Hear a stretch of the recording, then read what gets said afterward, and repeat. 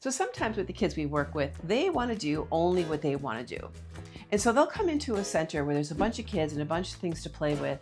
And you might have 6, 7 kids in a group. And if you're not managing them and coaching them, you might have them all doing 7 different things in the room and no one's interacting with anyone. And so we are obviously, as coaches, we're there to teach them how to play with each other and how to socialize. So we're encouraging them always to socialize. Well, every now and again, you'll get a kid that has a really hard time socializing with the other kids. Engagement is just a super, super big struggle. And so they'll go to what they know best. A lot of times kids will go color, they'll go draw. And so they can go sit at the table alone.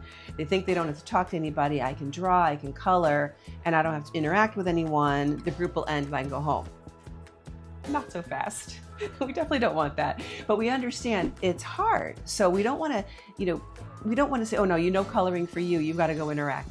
But we want to make sure that we said, okay, how about if you color for just about 10 minutes or so? We're going to set our alarm.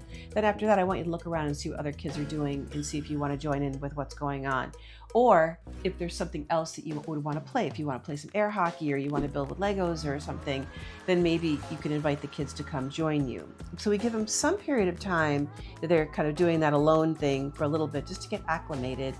But then the expectation is to play with other kids. We make jokes about it because it's simply social kids. So we'll say it's not simply solo kids, it's simply social kids. And of course, get a little laugh out of them there.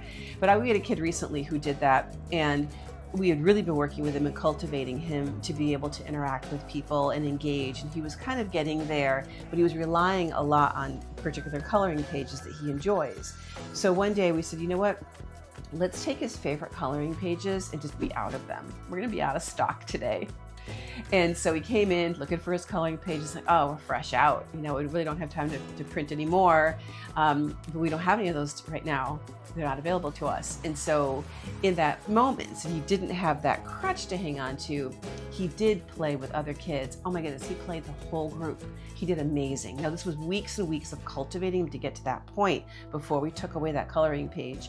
But when we did, he was kind of ready to fly at that point. And he did. He was able to play with people. He did really, really great.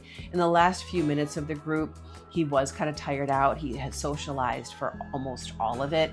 So we let him do some drawing and coloring at the very end, kind of just like, wow, you really did a great job. If you need to decompress in the last few minutes of the group, that's totally fine, but he had an absolutely stellar day.